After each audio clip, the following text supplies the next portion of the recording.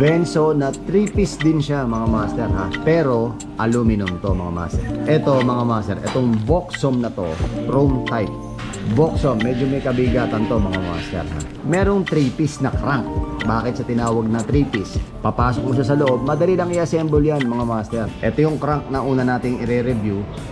Itong tinatawag na 3-piece crank arm axle. Bakit nga ba tinawag na 3-piece? Okay, madali lang i-assemble yan with BB alloy. At ito namang sumunod natin mga master, ito yung tinatawag na Venso. Ang sukat nito mga master, ito mga master, itong Voxom na to, chrome type.